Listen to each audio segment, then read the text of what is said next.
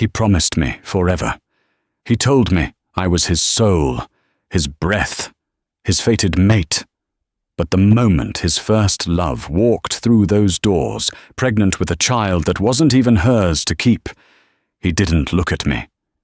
He looked at her. He broke our bond in front of the entire pack to protect a lie. I didn't scream. I didn't fight. I just disappeared. But now, 5 years later, he knows the truth. And he's not just coming to apologize. He's coming to burn the entire kingdom down to the ground just to hear me say his name one more time. This is the story of how rejection turned into a war. The champagne in Serafina's glass had gone warm, but she didn't put it down. She needed the anchor. The Blackwood estate was alive tonight. It was a sprawling, modern architectural beast of glass and dark stone perched on the edge of the Washington wilderness, valued at $40 million and owned by Kaelan Blackwood. To the human world, Kaelan was a tech mogul, the CEO of Obsidian Systems. To the people in this room, senators, billionaires, and high society elites who carried the gene, he was the alpha of the Cascade Pack. And tonight was supposed to be the night he announced their engagement. Serafina smoothed the silk of her emerald dress. She wasn't born into this wealth. She was a scholarship kid, a graphic designer who had met Kaelan in a coffee shop in Seattle 3 years ago. The bond had snapped into place instantly. The mate bond. It was biological, undeniable, and absolute. Or so she thought. "You look tense, Sarah," a voice murmured. It was Kaelan. He came up behind her, his hand resting on the small of her back. The heat of him radiated through the silk. He smelled of cedar, rain, and that unique, spicy scent that made her inner wolf purr. He was 6'3", with eyes the color of storm clouds and a jawline sharp enough to cut glass. "Just nerves." Sarah smiled, leaning into him. "Big announcement." "The biggest?" Kaelan kissed her temple. "I love you, Serafina. Never forget that. You are my anchor, and you are my sail," she whispered their private saying. The music lowered. The crowd hushed. Kaelan stepped forward, taking a microphone. He looked commanding, the perfect predator in a bespoke Tom Ford suit. "Ladies and gentlemen," his voice boomed, rich and steady. "Thank you for joining the Cascade family tonight. As you know, strength is nothing without stability. And tonight, I want to introduce the woman who brings that stability to my life. My intended."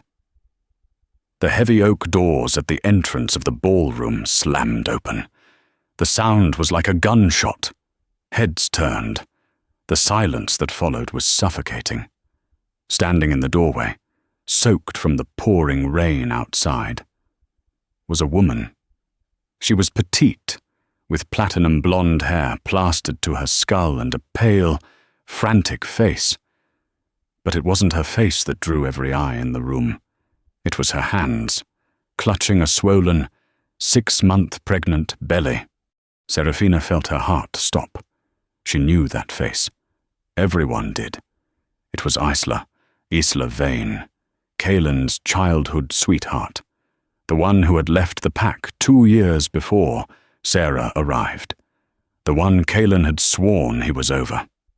"Kaelan," Isla sobbed, her voice cracking, echoing off the high ceilings. She took a stumbling step forward. "Help me, please. They're coming for us." Kaelan dropped the microphone. It hit the floor with a screech of feedback that made everyone wince. But he didn't hear it. He was already moving. He wasn't walking. He was sprinting. Isla. He caught her just as her knees gave out. He scooped her up, holding her close, his expensive suit soaking up the rain from her clothes. Sarah stood frozen on the stage. She felt the blood drain from her face. He didn't look back. He didn't check on me. "The baby," Isla gasped, loud enough for the front row to hear. She grabbed Kaylin's lapels. "It's yours, Kale." I ran because I was scared. "But it's a boy.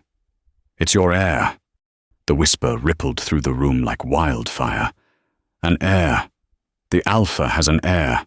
In wolf society, a mate was important, but an heir was survival."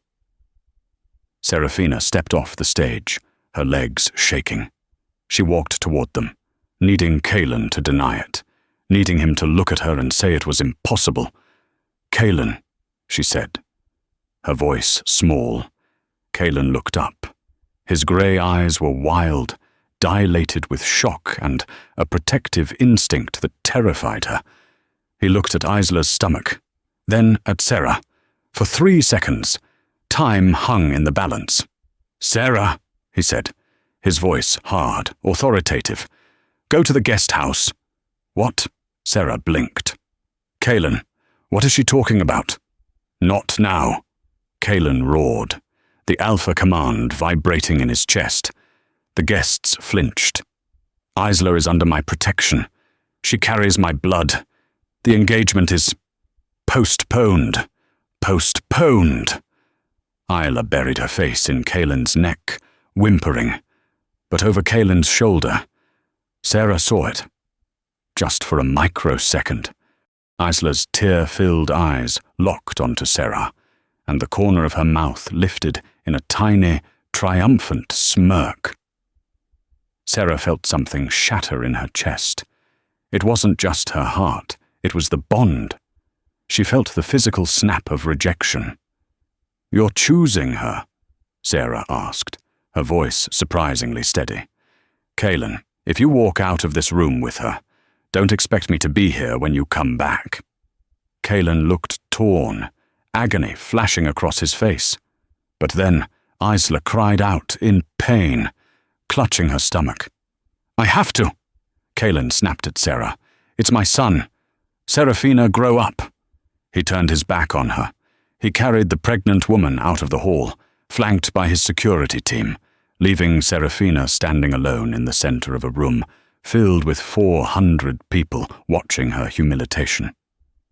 She didn't cry. Not yet. She carefully placed her champagne glass on a passing waiter's tray. "Check. Please," she whispered to no one.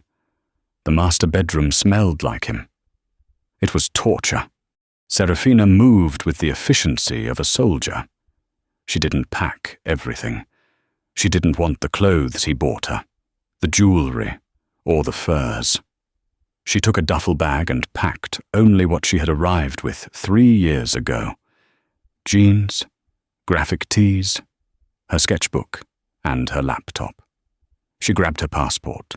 Then, she opened the safe. Inside was a stack of cash emergency funds she had saved from her freelance design work. Kaylin had always laughed at her running away fund, calling it cute. He said she'd never need it. She shoved the $15,000 into her bag. The door opened. Kaylin stood there.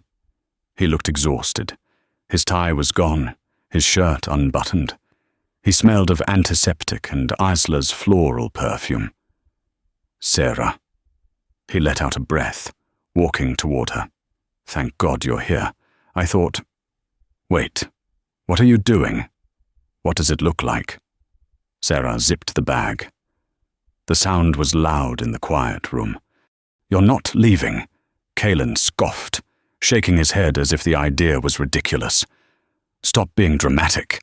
Isla is in the medical wing. Doctor, Morris confirmed the pregnancy. She's fragile.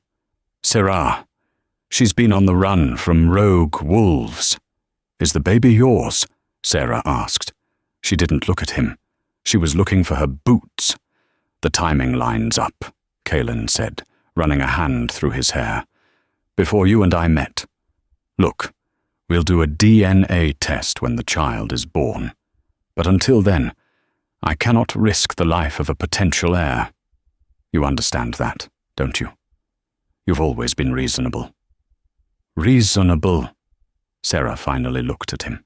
Her eyes were dry, burning with a cold fire Kaelin had never seen before. You humiliated me in front of the entire council. You postponed our mating for her. I did it for the pack, Kaelin shouted, slamming his hand against the wall. She is the mother of my child. What kind of male would I be if I tossed her out into the rain? You could have protected her without destroying us, Sarah said quietly. But you didn't. You panicked. You prioritized your past over your future. She walked to the dresser and picked up the engagement ring, a 5-carat rare blue diamond. She held it out. Take it. Kaelin recoiled. No, I'm not taking that. We are still mates. Serafina, this is just a complication. We will work through it. Isla will stay in the East Wing. You will stay here. Once the baby is born, we will figure out custody, and she will leave. She's never leaving. Kaelin, Sarah said, her voice shaking now. She's your first love. She has your child. And you still look at her like you want to save her. She dropped the ring on the dresser. Clink. I, Serafina Hart, reject you, Kaelin Blackwood, as my alpha and my mate. The words carried power. The air in the room pressurized. Kaelin fell to his knees, clutching his chest, gasping as the mystical bond began to tear. It was agony, like a physical heart attack. No! He wheezed, his eyes turning black. I don't accept the rejection. It doesn't matter. Sarah stepped around him. She felt the pain, too, a dull ache in her soul, but her survival instinct was stronger. I'm done. She walked out the door. Kaelin tried to follow, crawling toward the hallway, but the pain of the severed bond pinned him to the floor. Sarah, if you walk out that door, don't come back, he roared, mixing anger with panic. You won't survive without the pack. You're nothing without me. Sarah paused at the top of the stairs. She looked back at the man she had loved more than life itself. Watch me, she said. She descended the stairs, walked out the front door, and got into her beat-up Honda Civic. She didn't go to the airport. Kaelin would check flight logs. She didn't go to her parents. They were dead. She drove east, toward Idaho, toward the one person Kaelin didn't know existed. As she crossed the pack borders, she felt the final thread of the bond snap. She was a rogue now, stateless, defenseless, and for the first time in 3 years, she was free. 3 months later, the penthouse apartment in Chicago overlooked the icy expanse of Lake Michigan.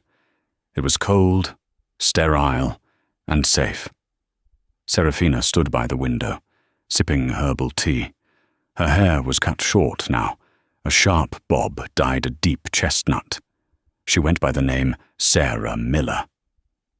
You should eat more, a voice said from the kitchen. Adrian Hale walked in. He wasn't a wolf. He was something more dangerous in the modern world, a human forensic accountant who knew where all the bodies were buried. He was also Sarah's cousin on her mother's side, a connection she had kept hidden from the supernatural world. I'm not hungry, Sarah said. You need your strength. Adrian placed a plate of toast on the table. Especially if you're going to launch this company. In the last 90 days, Sarah hadn't just cried. She had channeled her rage into work, using Adrian's connections and her design skills. She had launched a boutique branding firm for night crawlers, vampire clubs, and neutral ground hotels. She was building a network. Any news from the West? Sarah asked, sitting down. Adrian hesitated. He pulled up a tablet. It's all over the underground forums. The Cascade Pack is unstable. Sarah's heart skipped a beat. Why? Kalen is losing his mind, Adrian said bluntly. Since you left, he's become tyrannical. He's challenging neighboring alphas over border disputes that don't exist. He's tearing up the state looking for you. And Isla. That's the interesting part. Adrian tapped the screen. She's living in the main house, acting like the Luna. But there's a rumor. What rumor? The baby hasn't been born yet. She's claiming it's a wolf pregnancy, which takes longer. But sources say Kalen won't touch her. He sleeps in his office. He has trackers sweeping every major city.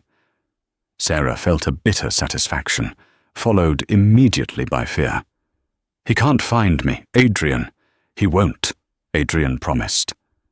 But there's something else. I did some digging into Elaine.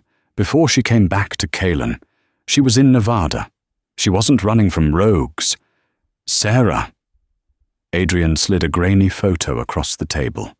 It showed Isla sitting in a dimly lit bar, laughing.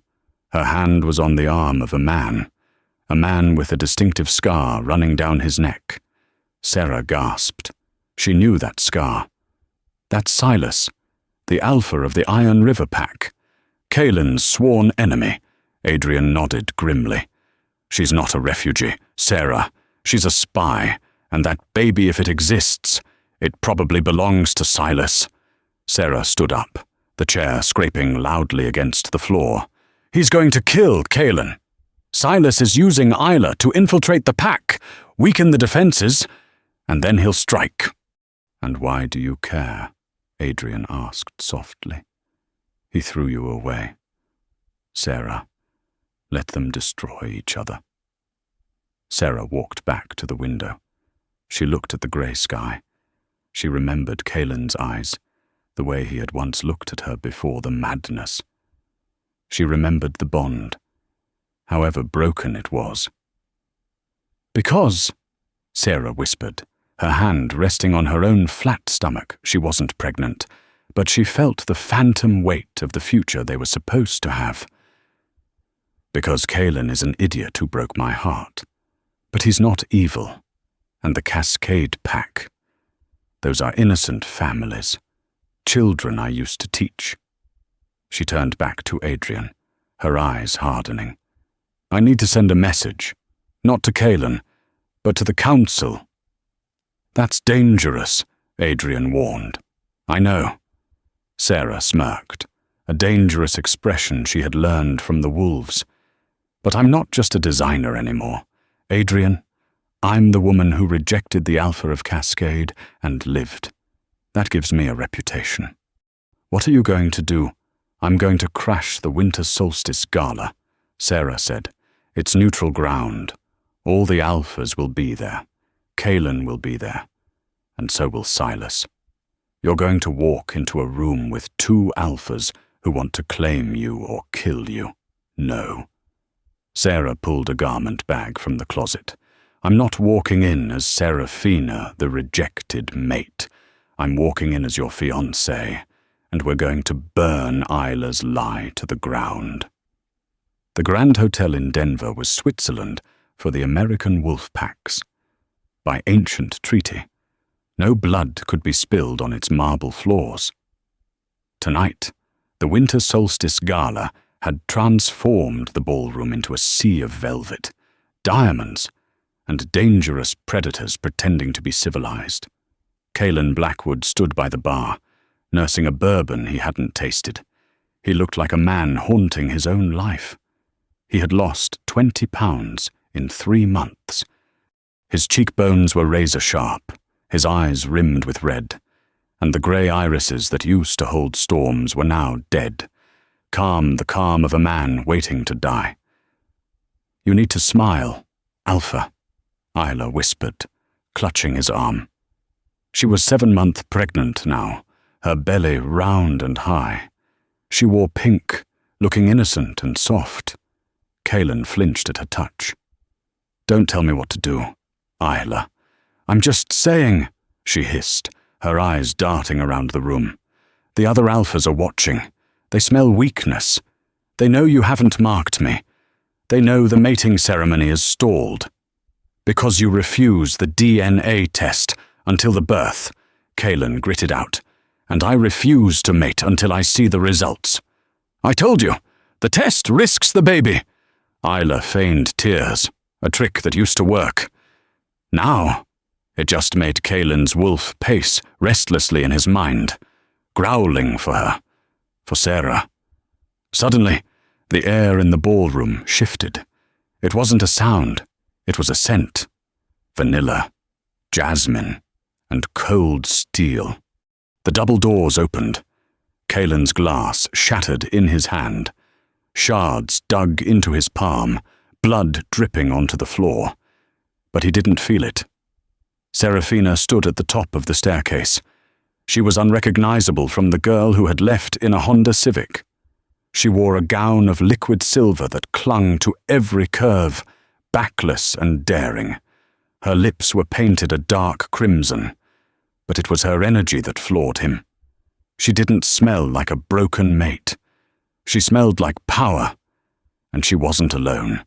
Her hand was tucked securely into the crook of a man's arm, a human man, tall, blonde, wearing a tuxedo that cost more than most people's cars. He leaned in and whispered something in her ear, and Serafina threw her head back and laughed, a genuine, throaty sound that Kaelin hadn't heard in years. "Who is that?" Isla asked, her voice shrill. "Serafina." Kaelin breathed. The name tasted like prayer and poison. He started moving. He didn't think. He just moved. He shoved past an alpha from the south, ignoring the growl of protest. He needed to be near her. He needed to touch her to see if she was real. He reached the bottom of the stairs just as Sarah and her date stepped onto the floor. Kaelin blocked their path, his large frame casting a shadow over them. "Sarah." His voice was a wreck. Serafina stopped. She looked him up and down, her expression cool, detached. It was worse than hatred. It was indifference. "Alpha Blackwood." She nodded politely. "You're bleeding." Kaelin looked at his dripping hand, then back at her. "You came back." "I came for the party." "Kaelin, not for you." "Who is he?" Kaelin snarled, looking at Adrian.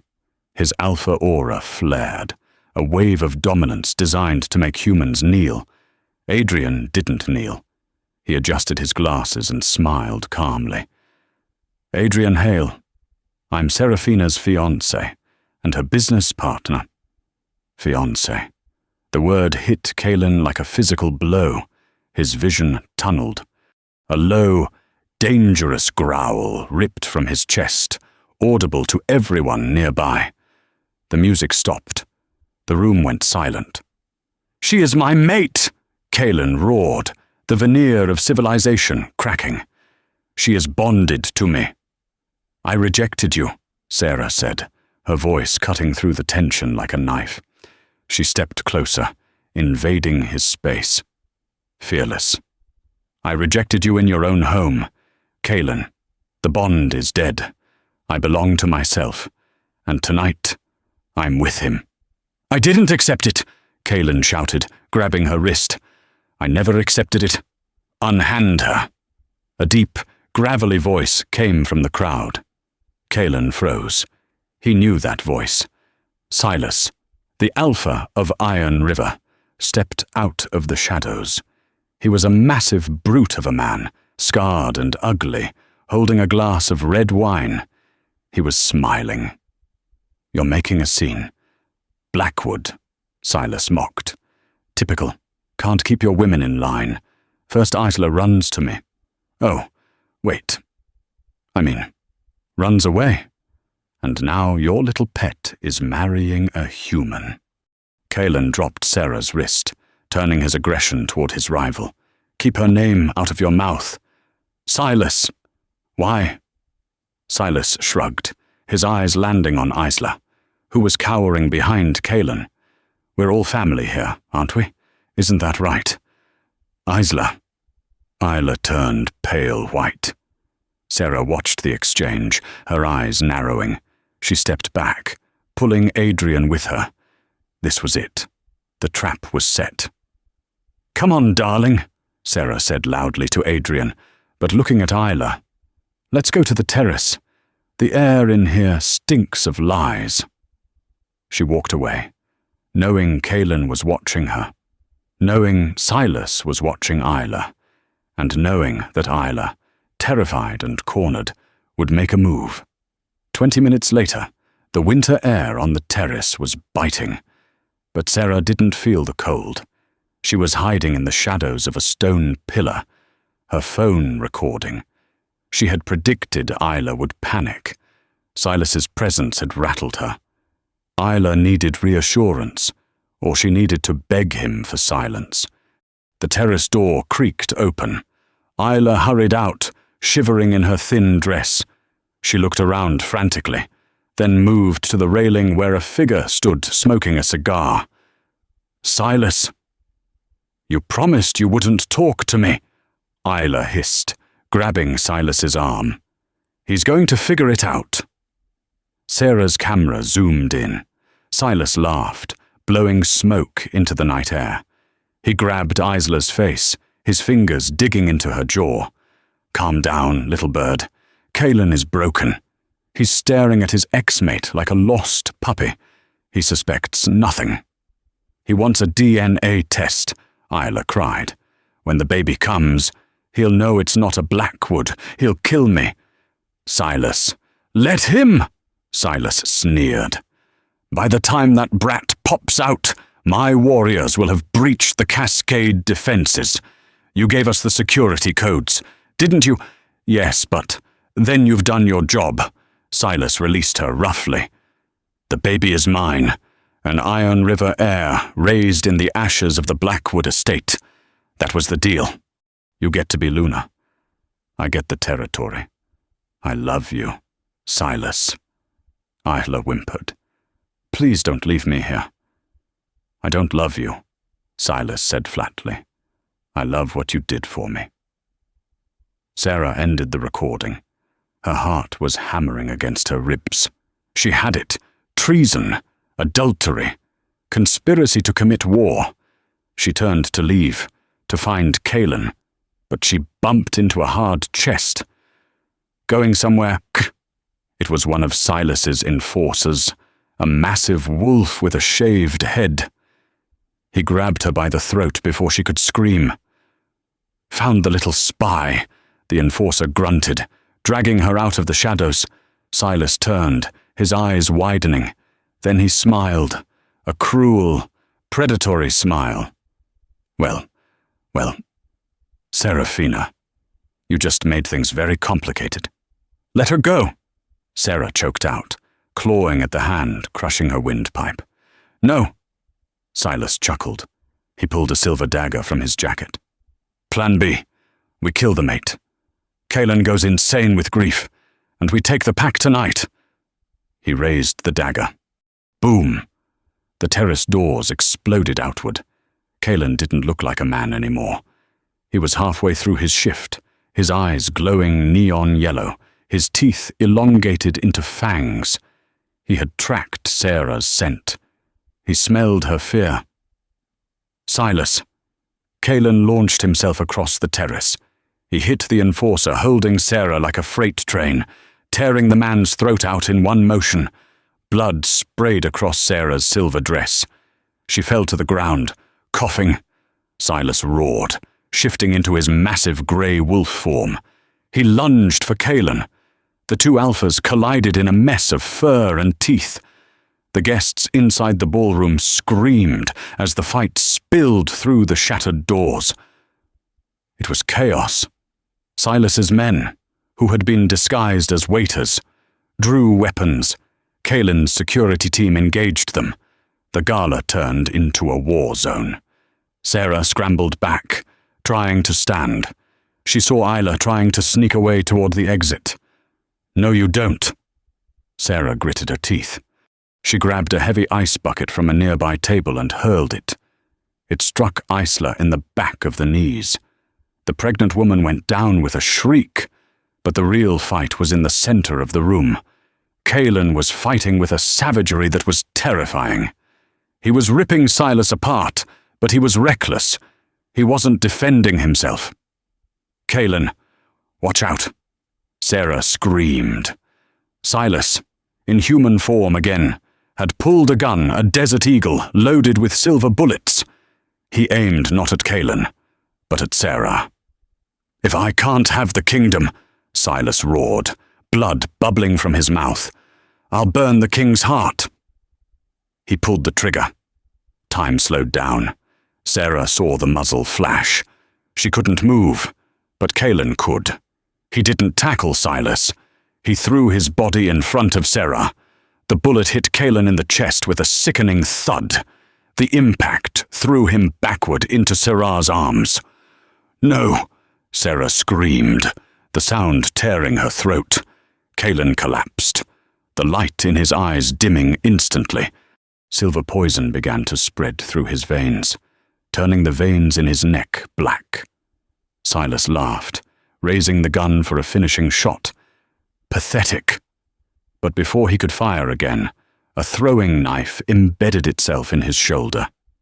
Adrian stood at the door, looking terrified, but holding a second knife. The distraction was enough.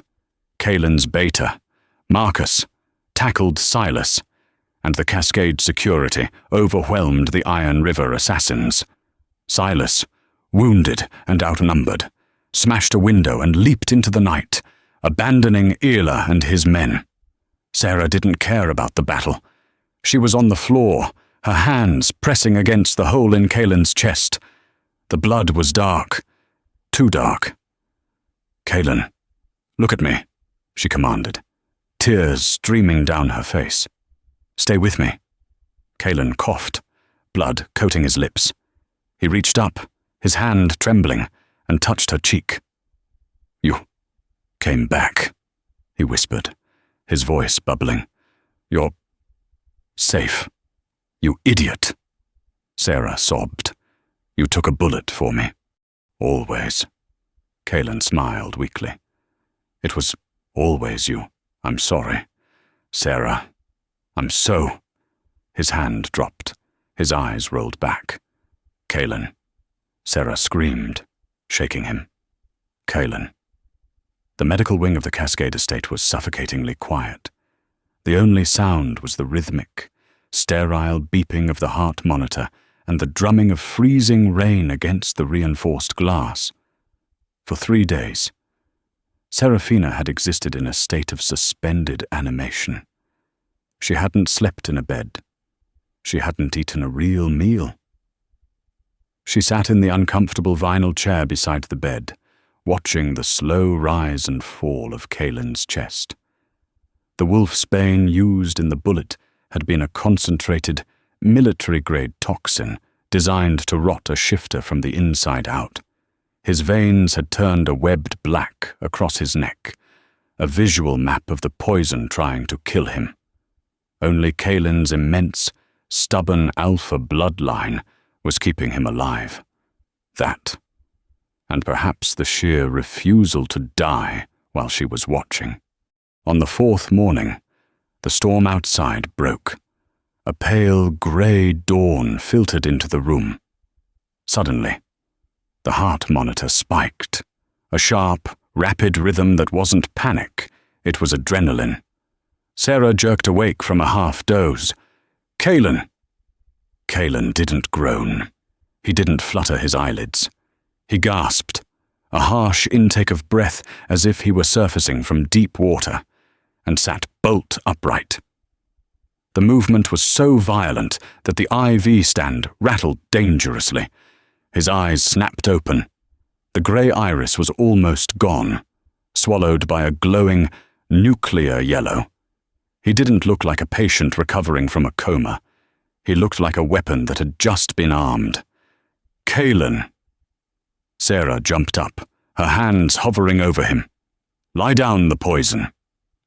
Kalen ripped the IVs out of his arm with a savage jerk, blood splattering onto the pristine white sheets. He didn't even look at the wound. He swung his legs over the side of the bed, his bare feet hitting the cold floor. He swayed heavily, his skin the color of ash, sweat beading on his forehead, but the energy radiating off him was terrifying. It was pure, unadulterated rage. Where is he? Kalen's voice was a ruin, a low, grinding sound like tectonic plates shifting. Sarah stepped in front of him, placing her hands on his burning chest. "You are in no condition to move. The doctors said." "I don't care about the doctors," Kalen snarled, looking past her, his gaze fixing on the door. "Where is Silas?" "He's gone," Sarah said, trying to keep her voice calm to soothe his wolf. "He retreated to Iron River. The council has set up a perimeter. They're negotiating a ceasefire." "Negotiate," Kalen laughed. It was a dark, wet sound that sent a shiver down Sarah's spine. "He came into my house. He threatened my mate. He put a bullet in my chest." He grabbed a fresh shirt from the chair where Sarah had left it, pulling it on with trembling hands. He buttoned it over the bandages, wincing as the movement pulled at the healing tissue. But he didn't stop. "Kalen, if you go after him now, you'll die," Sarah pleaded, grabbing his arm. "You're weak." Kalen stopped. He looked down at her hand on his arm, then up at her face. The feral glow in his eyes dimmed just enough for Sarah to see the man beneath the monster. He reached up, cupping her face with a gentleness that contradicted the violence rolling off him. "He touched you," Kalen whispered, his thumb tracing her cheekbone. "I saw him put his hands on you. I heard him threaten to kill you to hurt me." "I'm fine," Sarah insisted, tears pricking her eyes. "I'm right here." "You are here because I got lucky," Kalen said, his face hardening again. "I promised to protect this pack, Seraphina. But the pack is nothing without you. I am not going to negotiate. I'm going to end this." He pulled away from her and stormed into the hallway, his presence filling the corridor. "Marcus," he roared. The Alpha Command shook the walls. Beta Marcus appeared from the security office down the hall, looking exhausted. When he saw Kalen standing there, blood seeping through his shirt but eyes blazing, he straightened instantly. "Alpha, you're awake. Prepare the assault team," Kalen commanded, walking toward the armory. "Everyone. Fighters, scouts, enforcers. I want every wolf capable of violence in the courtyard in 10 minutes. "Sir." Marcus jogged to keep up. "Iron River is a fortress. Silas has recalled his entire army. If we attack now, without council approval, it's not just a battle. It's a declaration of total war. We will be outlaws." Kalen stopped at the armory door. He turned to his beta. "I don't care about the council. I don't care about the laws. Silas Vane dies tonight. I am going to burn his legacy until there is nothing left but dust. If you are afraid of the consequences, stay here."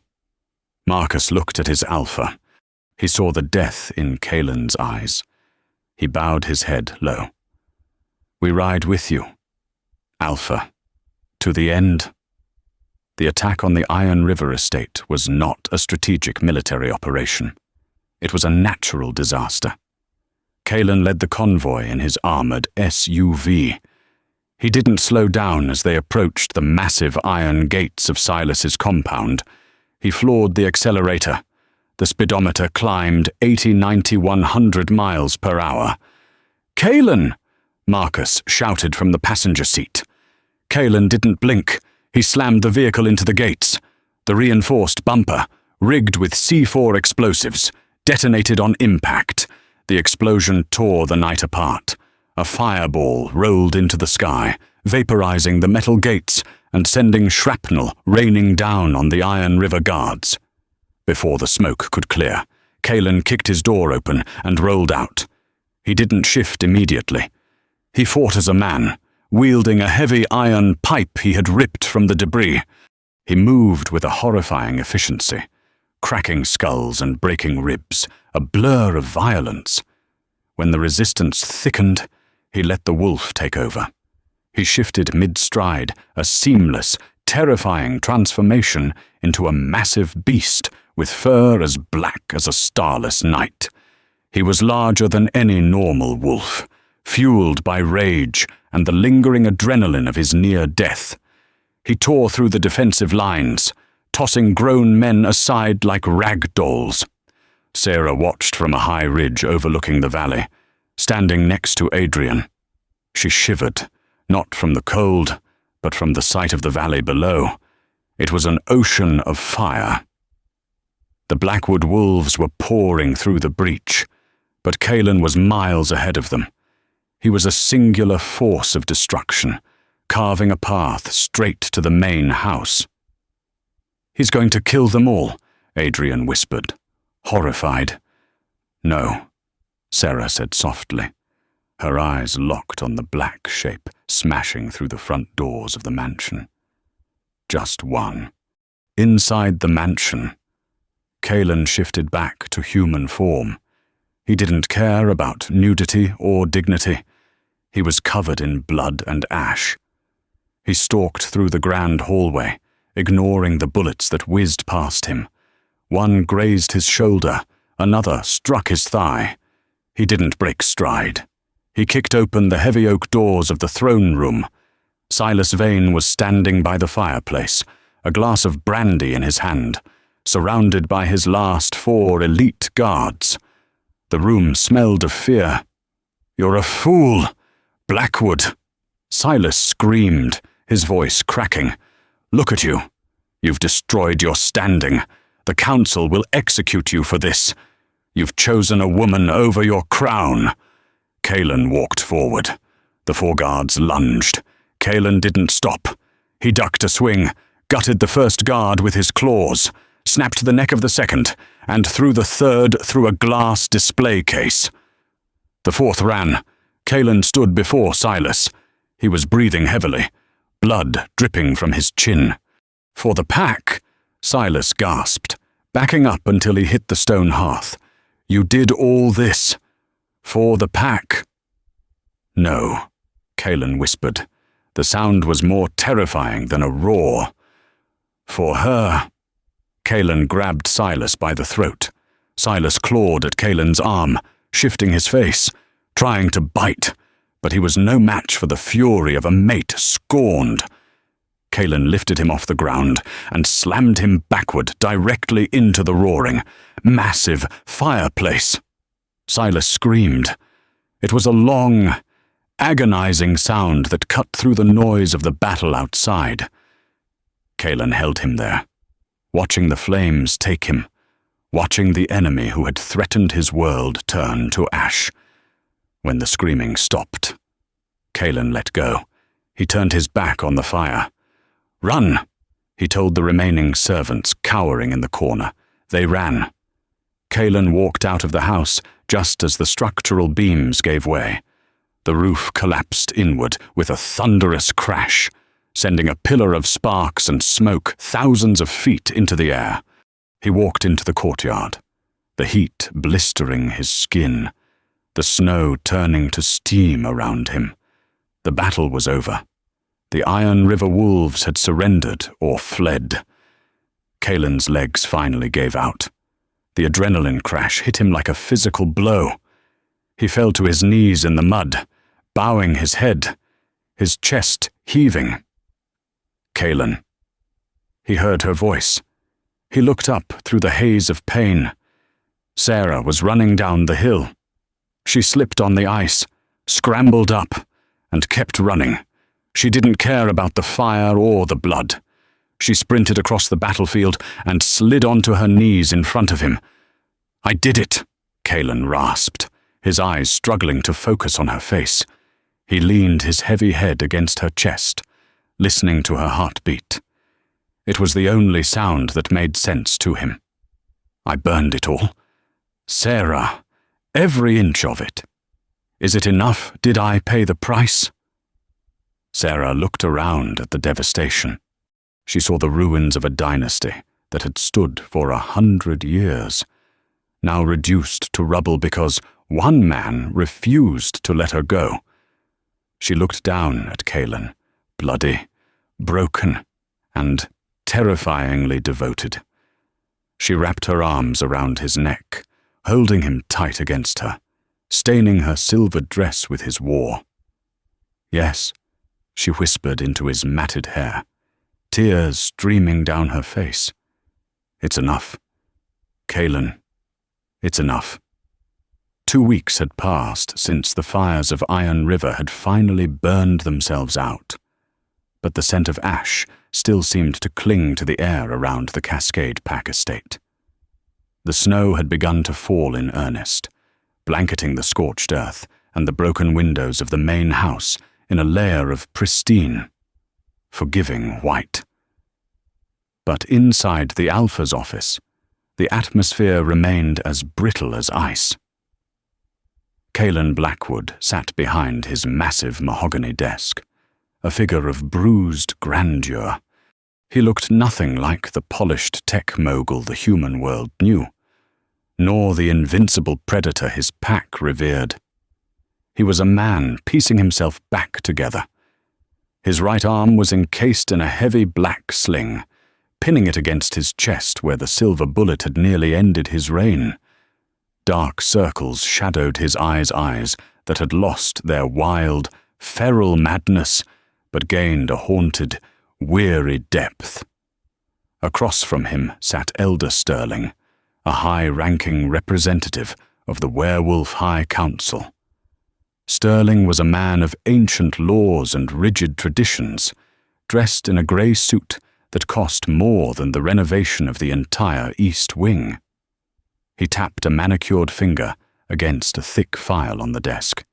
"You are not listening to the gravity of the situation, Alpha Blackwood," Sterling said, his voice a dry, grating drone. "The Council is in an uproar. You didn't just defeat a rival.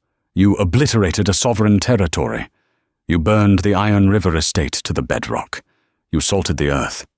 This is not warfare. This is annihilation." Kaelan didn't blink. He reached for a glass of water with his good hand, the movement stiff and painful. "Silas Vane conspired to murder my mate," he said, his voice low and devoid of apology. "He kidnapped a pregnant woman to infiltrate my home. He brought silver weapons into a neutral gathering. I didn't annihilate a territory. Sterling, I cauterized a wound." "You acted on emotion." Sterling slammed his hand down, the sound echoing in the cavernous room. "An alpha who cannot control his beast is a liability. There are whispers. Kaelan, serious whispers. The Council is debating a motion to strip you of your title. They believe you are unstable. They believe you are too damaged to lead."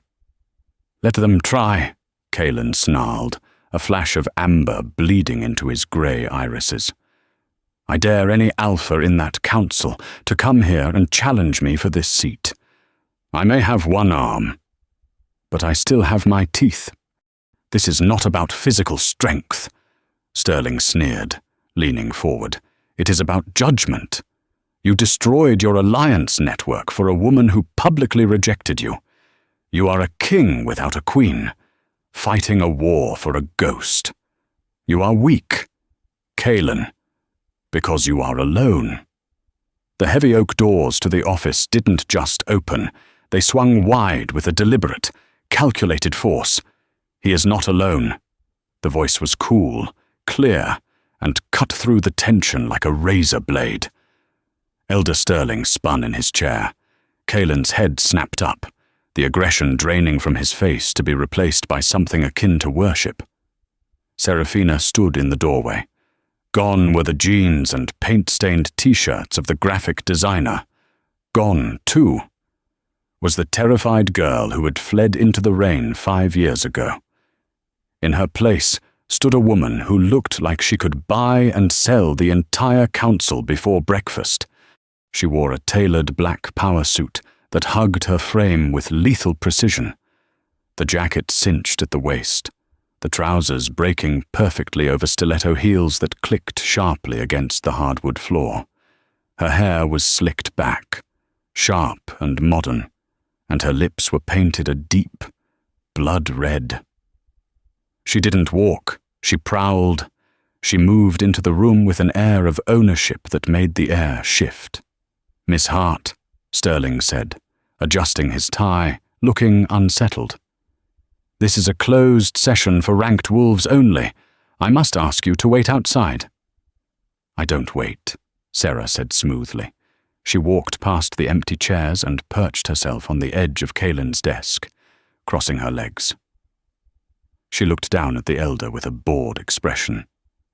"And as for my rank, I believe the woman who saved your alpha's life outranks the bureaucrat who sat in a chair while we bled."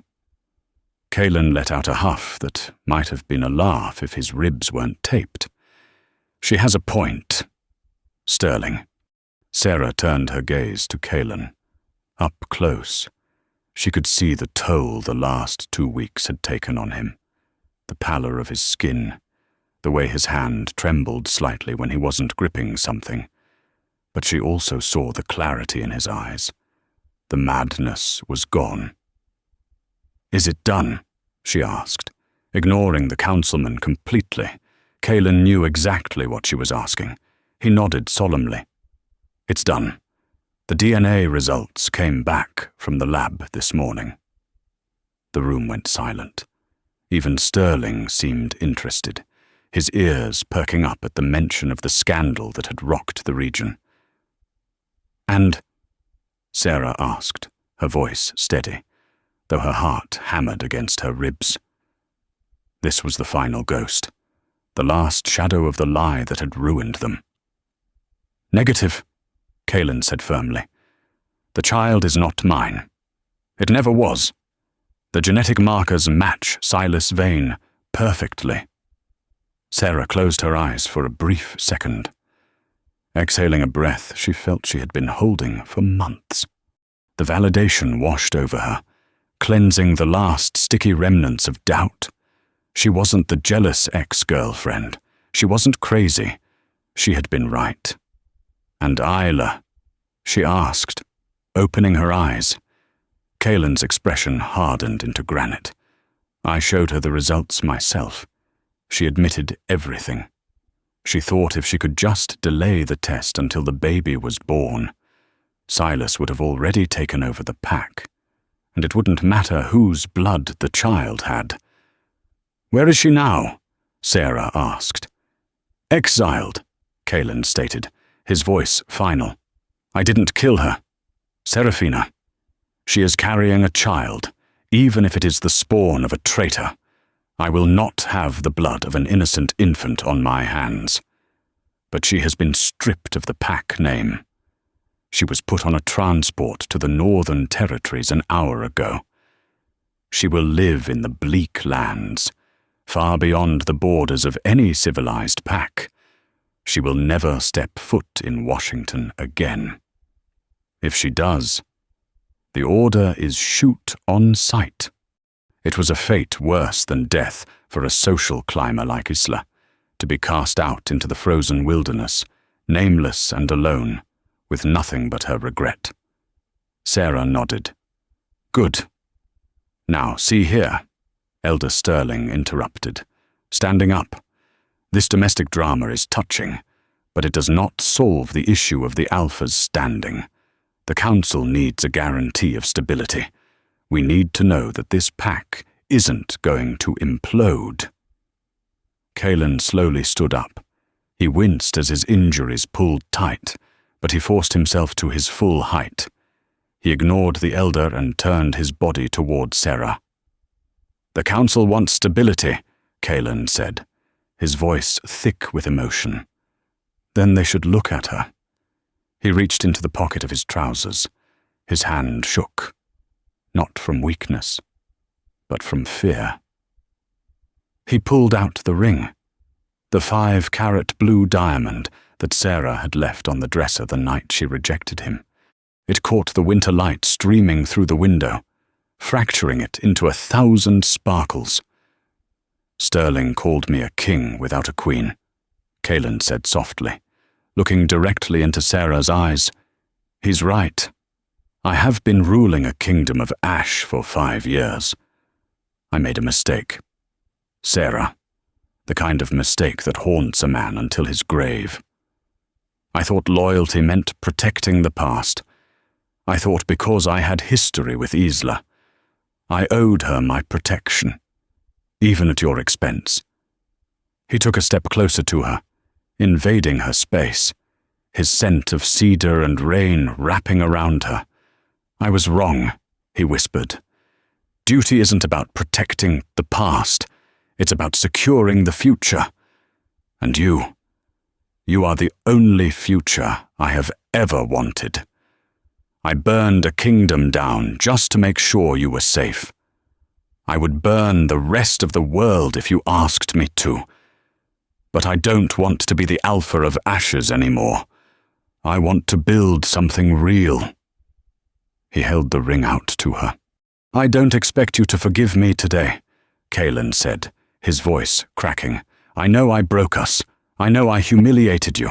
But I am begging you. Serafina, give me the chance to fix it. Be my partner. Be my equal. Be my Luna." The silence in the room was heavy. Elder Sterling watched, mouth slightly agape, witnessing the fearsome alpha of Cascade beg like a repentant sinner. Sarah looked at the ring. It was beautiful. It was a promise. But she remembered the pain. She remembered the rain, the rejection, the feeling of her heart snapping in two. She looked at Kaelan's face, the desperation, the love, the undeniable regret. She loved him. That had never stopped. Even when she hated him. She loved him. But she wasn't the same woman who had left. She had built a life. She had survived alone. She didn't need him anymore. And that was exactly why she could choose him. She reached out and took the ring from his palm. Kaelan's breath hitched. Hope flared in his eyes like a sunrise. But Sarah didn't put it on her finger. She placed it firmly on the mahogany desk, right between them. The metal made a sharp click against the wood. "I'm not wearing this yet," Sarah said calmly. Kaelan's shoulders sagged slightly, the light dimming. "Sarah." "No." She stopped him with a raised hand. "You don't get to fix 5 years of pain with one grand gesture and a diamond. Kaelan, you burned down a rival pack. That's impressive. But can you handle the Tuesday afternoon budget meetings? Can you listen to me when I tell you you're wrong? Can you trust me without needing a DNA test or a war to prove it?" She leaned in close, her face inches from his. "I will stay," she said, her voice dropping to a whisper that only he and the straining ears of the elder could hear. "I will help you rebuild the Cascade Pack. I will manage the finances. I will redesign the branding. I will be your partner in every sense of the word. But this ring stays on the desk." "For how long?" Kaelan asked, his gaze intense. 6 months, Sarah said, a playful, dangerous smirk curving her lips. "If you can go 6 months without being an impulsive, arrogant idiot, if you can prove to me that you value my mind as much as my safety, then I'll put it on." Kaelan stared at her. Then, slowly, a grin broke across his face. It was the first genuine smile she had seen on him in years. It transformed him, making him look younger, lighter. 6 months, he agreed, nodding. "I can do 6 months. I'll be a saint. I'll be boring. I'll take up knitting if I have to. I'd pay to see that." Sarah laughed. She turned to Elder Sterling, who looked thoroughly confused by the negotiation. "You heard him, Elder," Sarah said, her voice ringing with absolute authority, the lunar command naturally lacing her tone. "The Alpha is going nowhere. The pack is stable, and we have work to do. So, unless you want to help us review the contractor bids for the new East Wing, get out of my office." Sterling blinked, flustered. He looked at Kalen for support, but Kalen just shrugged with his good shoulder, his eyes fixed adoringly on Sarah. "You heard the lady," Kalen said, "and she scares me more than the council does. I'd suggest you leave." Sterling gathered his files in a huff, muttering something about unorthodox leadership, and scurried out of the room, the heavy doors clicking shut behind him. As soon as they were alone, the energy in the room shifted from professional to electric. Kalen reached out with his good arm, wrapping it around Sarah's waist and pulling her off the desk and flush against his body. "Your office," Kalen teased, his nose brushing against hers. "I seem to recall my name being on the deed." Sarah looped her arms around his neck, careful of his injuries, and looked deep into his eyes. She saw the future there. It wasn't going to be perfect. It was going to be messy and hard work, but it was theirs. "It's cute that you think you're still in charge, Kalen," she murmured. She closed the distance between them, kissing him. It wasn't a tentative kiss. It was a claiming. It tasted of fire and ash, of forgiveness and survival.